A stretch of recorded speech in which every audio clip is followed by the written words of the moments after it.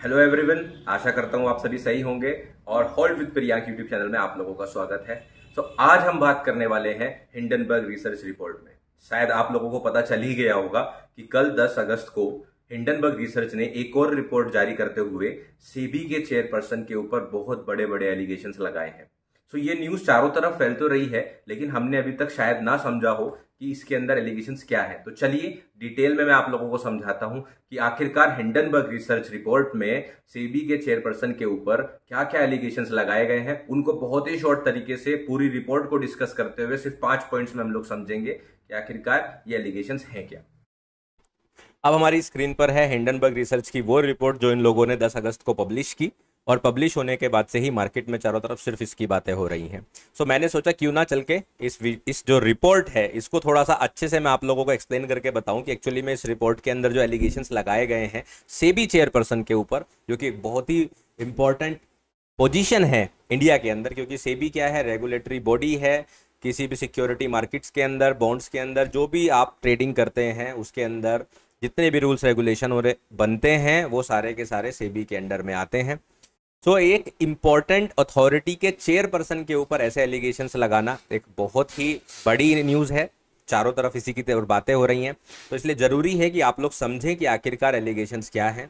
आगे बढ़ने से पहले मैं आप लोगों को एक चीज़ बहुत क्लियरली बता दूं कि हिंडनबर्ग इंडियन रेगुलेशंस या अथॉरिटीज़ के अंदर नहीं आती है। इसका मतलब ये है कि इनकी जो भी रिपोर्ट के अंदर जो भी बातें बोली गई हैं वो बातें जरूरी नहीं है सच हो, उनकी कोई ऑथेंटिसिटी नहीं है, ठीक है। लेकिन पिछले साल फरवरी 2023 में इनकी आई हुई रिपोर्ट ने, जो कि अदानी ग्रुप के ऊपर थी, अदानी ग्रुप के लगभग सभी स्टॉक्स के अंदर एक बहुत बड़ा ड्रॉप ला दिया था, बहुत बड़ा क्रैश ला दिया था। इसलिए इंपॉर्टेंट है इस रिपोर्ट को समझना, और फिर हमें यह भी समझना पड़ेगा कि इसके इम्प्लीकेशंस क्या हो सकते हैं मार्केट को लेकर, ठीक है। मैंने इसको कुछ 5 पॉइंट्स के अंदर डिवाइड किया है, वो 5 इंपॉर्टेंट पॉइंट्स जो कि आपको ज़्यादा जरूरी है समझने के लिए। और मैं पूरी रिपोर्ट में, जो कि ये 15 पेज की रिपोर्ट है, इसमें आगे बढ़ते हुए आपको जो वो पॉइंट्स हैं उनको हाईलाइट करते हुए उनको बताते हुए चलूंगा, और ब्रीफ में मैं आपको समझाने की कोशिश करूंगा एक्चुअली में ये रिपोर्ट क्या कहती है। एक बार फिर से मैं आपको ये रिवाइज कर दूं कि इस रिपोर्ट के अंदर जो भी डेटा पब्लिश किया गया है उसकी कोई ऑथेंटिसिटी नहीं है।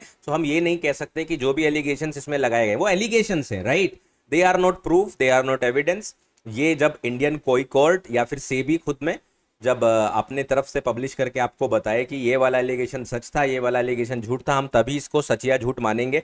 फिलहाल के लिए हम सिर्फ ये जान रहे हैं इस वीडियो में कि इस रिपोर्ट के अंदर आखिरकार एलिगेशंस क्या हैं, ठीक है। 5 मेन पॉइंट्स हैं जिनको आपको समझना है। सबसे पहला पॉइंट जो है वो हिंडनबर्ग की 2023 वाली रिपोर्ट से ही मिलता जुलता है। पहले पॉइंट के अंदर या पहले हेडिंग के अंदर इस रिपोर्ट ने ये स्टैब्लिश करने की कोशिश करी है वापस से कि जो ऑफशोर कंपनीज का एलिगेशन जो है अदानी ग्रुप के ऊपर पहली बार हिंडनबर्ग ने लगाया था, मॉरिशस की जो कंपनीज थी, ठीक है, उन्होंने पहले वापस से इसका एक ओवरव्यू दिया है कि ये जो ऑफशोर कंपनीज हैं जिसके अंदर जो है अदानी ग्रुप में स्पेशली गौतम अदानी जी जो कि चेयरमैन है अदानी ग्रुप के, उनके जो भाई हैं, ठीक है ना, उनके जो भाई है उनका रिलेशन इन्होंने स्टैब्लिश करने का कोशिश किया है।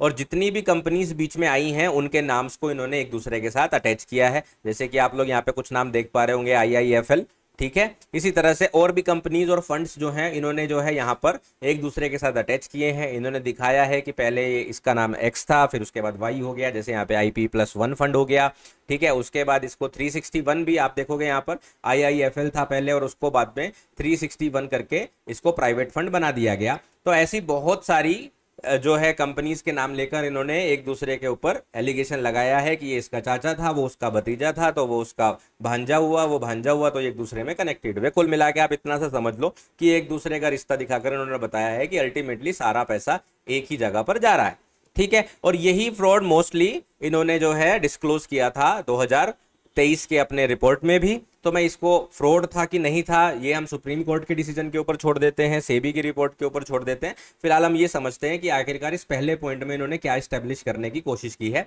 तो जो पहला पॉइंट था वो सिर्फ ये दिखाने के लिए था कि जो विनोद अदानी जी है इनका पैसा इस कंपनी से रिलेटेड है। तो पहले पॉइंट से आपको क्या समझना है कि इन्होंने बताया कि विनोद अदानी का पैसा इस कंपनी में लगा हुआ है। दूसरा जो पॉइंट है वो एक्चुअली में जो है सेबी चेयरपर्सन के ऊपर एक एलिगेशन आता है। इनका क्या मानना है, इनका मानना है कि जो वो कंपनी है जिसका जो फंड है जो कि ऑफशोर कंपनी है अदानी ग्रुप के लिए एज पर हिंडनबर्ग रिसर्च, उसके अंदर सेबी चेयरपर्सन जो ऑनरेबल माधवी बुक जी हैं, उनका और उनके हस्बैंड का पैसा भी लगा हुआ है। ठीक है। सो दूसरा जो पॉइंट है यहां पर आप देख सकते हो, इन्होंने बोला है कि विसल ब्लोअर डॉक्यूमेंट। अब जो विसल ब्लोअर डॉक्यूमेंट है वो डॉक्यूमेंट है कौन, कैसा है, किसका है, उसकी कोई ऑथेंटिसिटी हमारे पास नहीं है। ठीक है। सो उस डॉक्यूमेंट के हिसाब से माधवी बुक और उनके हस्बैंड जिनका नाम धवल है, उन दोनों का पैसा इस कंपनी में लगा हुआ है। इस चीज को स्टैब्लिश करने के लिए इन्होंने एक पूरा थ्योरी जो है, एक पूरा स्टोरी यहां पर मेंशन किया है। जैसे कि इन्होंने बताया कि अदानी जी के रिलेशनशिप है कुछ सेबी चेयरपर्सन के साथ। इसके लिए इन्होंने एक रिपोर्ट भी पब्लिश करी है जो कि हिंदू बिजनेस लाइंस की है, कि जब सेबी चेयरपर्सन अपॉइंट किया गया था इनको, तो सबसे पहले बिजनेसमैन इनसे मिले थे हाई प्रोफाइल। अब आप देखिए चीजों को कैसे मरोड़ा जा सकता है। फर्स्ट हाई प्रोफाइल बिजनेसमैन और फर्स्ट बिजनेसमैन मीटिंग दोनों अलग अलग बातें हो सकती हैं यहाँ पर। तो इन सारी चीजों को भी आपको समझते हुए चलना है कि हो सकता है उनसे पहले 10 और बिजनेसमैन मिले हों, लेकिन उन्होंने हाई प्रोफाइल मेंशन कर दिया गौतम अदानी जी को, क्योंकि वो एक हाई प्रोफाइल है। ठीक है। सो उनका इनका मिलना।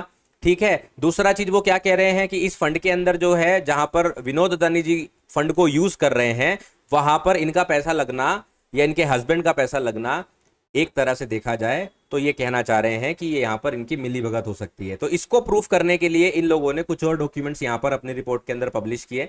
जैसा कि आप देख सकते हैं IIFL के अंदर इन्होंने दिखाया, ये आई थिंक 2017 का डॉक्यूमेंट इन्होंने मेंशन किया था यहाँ पर, 2015 माफ कीजिएगा, 1 जून 2015 सिंगापुर का इन्होंने एक डॉक्यूमेंट पब्लिश किया है। ठीक है। IIFL का डॉक्यूमेंट है, वहां पर आप देख सकते हो full name of client Dhaval book and Madhabi Puri Buch. मैं आप लोगों को बता दूं कि इस वक्त पर माधवी जी ना ही तो सेबी की एक फुल टाइम मेंबर थी, ना ही वो चेयरपर्सन थी। तो ये उससे पहले की बात है 2015 में।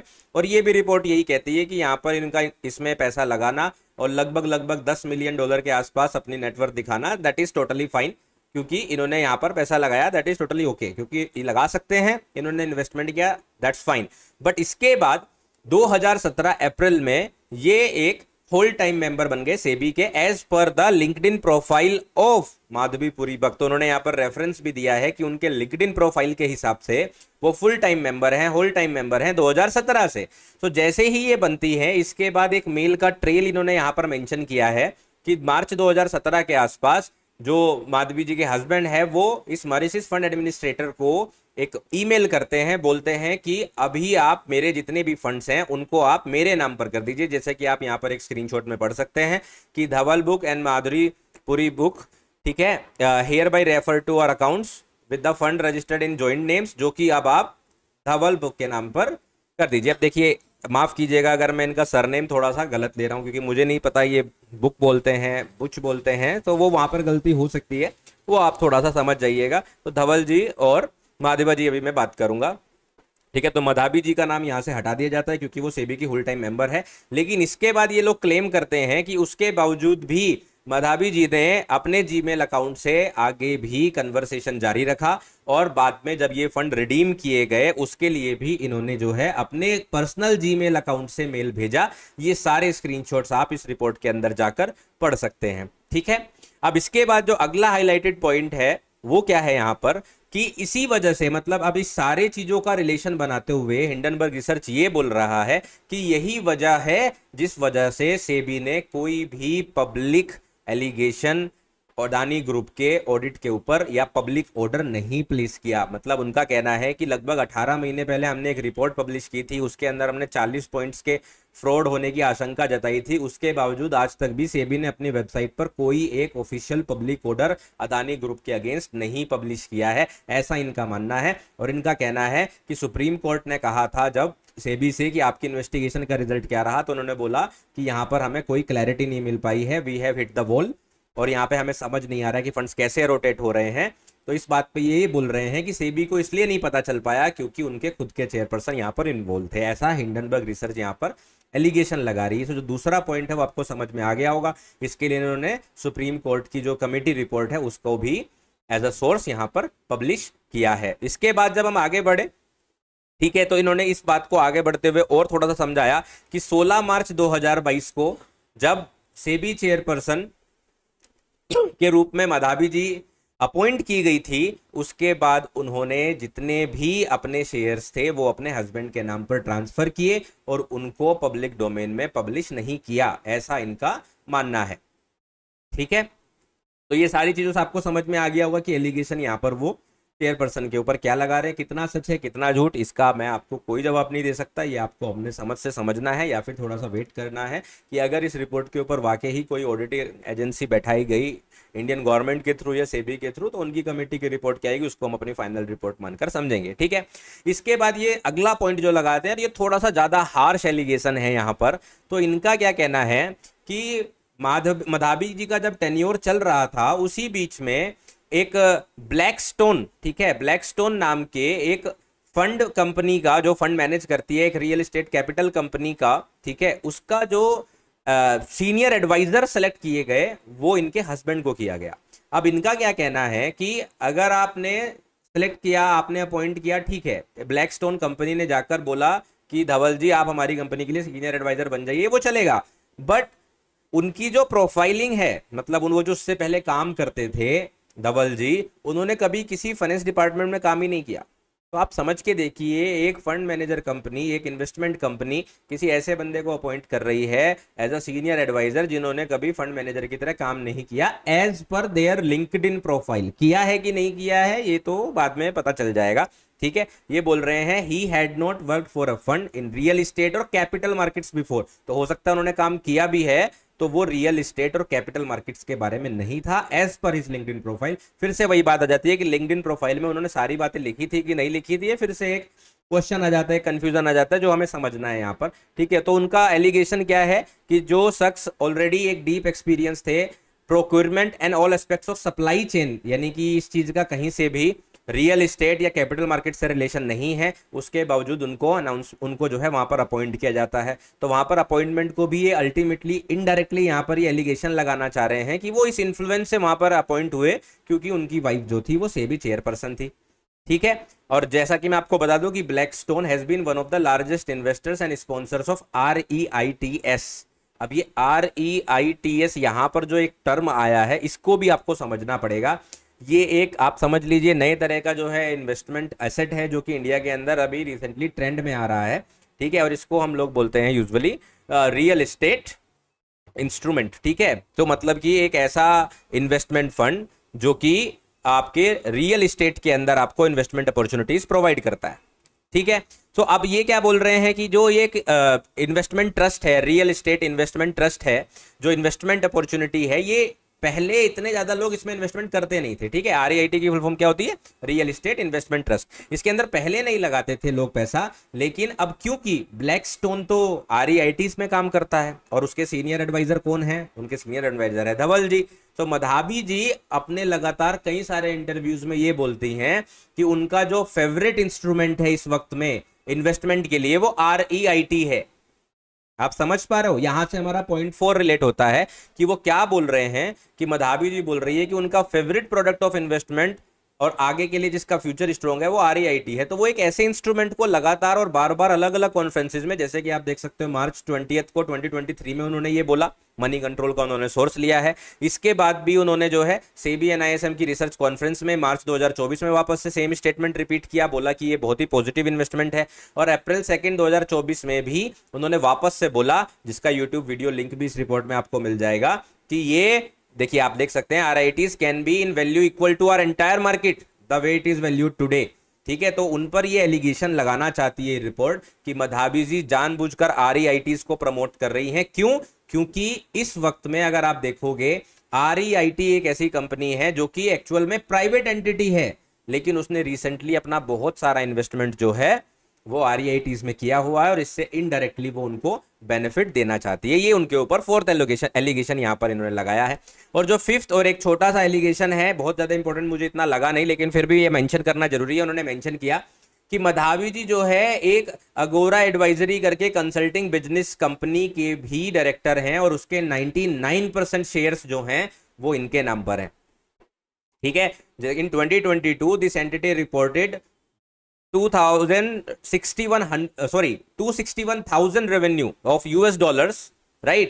That is 4.4 times of her disclose salary at SEBI, मतलब उनकी जो सैलरी है उससे भी लगभग 4 गुना रेवेन्यू जो है उन्होंने 2022 में इस कंपनी से जनरेट किया था। और वो यहाँ पर एक एमसीए से जो है यहाँ पर इनका जो रिपोर्ट है वो भी निकाल कर दिखाते हैं कि इसके डायरेक्टर इनके हस्बैंड हैं और जो शेयर होल्डर है 99% शेयर्स की होल्डर जो हैं वो मधाबी जी हैं, मधाबी पुरी जी हैं। ये बात वो यहाँ पर बताते हैं कि ये भी एक तरह से कॉन्फ्लिक्ट है एक सेबी चेयरपर्सन के लिए। अब ये है कि नहीं ये मैं आपको पहले ही बता चुका हूं, ये हमें सच्चाई आने के बाद ही पता चलेगा। अभी एक रिपोर्ट आई है जो कि प्रीमियरली फेज में है, कल रात ही आई है। इसके ऊपर अभी तक मैंने कोई ऑफिशियल स्टेटमेंट किसी भी अथॉरिटी से सुना नहीं है। जब सुनेंगे तो उसके रिगार्डिंग में आगे भी वीडियो आप लोगों को बताऊंगा और समझाऊंगा। तो ये 5 इंपॉर्टेंट पॉइंट्स हैं जो हिंडनबर्ग की रिसर्च रिपोर्ट यहाँ पे रिसर्च कर रही है। और कंक्लूजन में वो बार बार यही 2 बातें कहना चाह रहे हैं कि सेबी को ट्रस्ट इसलिए नहीं कर सकते अदानी वाले मैटर में एज अ आर्बिटर, क्योंकि यहां पर जो चेयरपर्सन है कहीं ना कहीं संभावना है कि वो कहीं ना कहीं या तो अदानी ग्रुप में इन्वॉल्व है या उनका पैसा वहां पर लगा हुआ है, तो वो कहीं ना कहीं उसको प्रोटेक्ट कर रही है, जिस वजह से सेबी अनबायस्ड तरीके से अदानी मैटर पर इन्वेस्टिगेशन नहीं कर पा रही है। और जब तक ये सेबी चेयरपर्सन है तब तक उन पे ट्रस्ट नहीं किया जा सकता, क्योंकि वो अपने पोस्ट और अपनी अथॉरिटी का भी मिसयूज अपने हस्बैंड के बिजनेस को आगे बढ़ाने के लिए कर रही है। ऐसा एलिगेशन हिंडनबर्ग रिसर्च ने अपने रिपोर्ट में लगाया है। जैसे जैसे इस टॉपिक पर आगे डेवलपमेंट होते रहेंगे मैं आगे भी आप लोगों को वीडियो बनाता रहूंगा। आशा करता हूं कि आप लोगों को ये वीडियो समझ में आया होगा और आप लोगों को क्लियर हुआ होगा ब्रीफ में कि एक्चुअल में जो हिंडनबर्ग रिसर्च का चारों तरफ जो है ट्रेंड चल रहा है, चारों तरफ हाहुल्ला मचा हुआ है मार्केट में, वो आप लोगों को समझ में आ रहा होगा कि एक्चुअली में ये है क्या। I hope you like this video. Don't forget to subscribe for more videos like this. Thank you so much. Have a good time.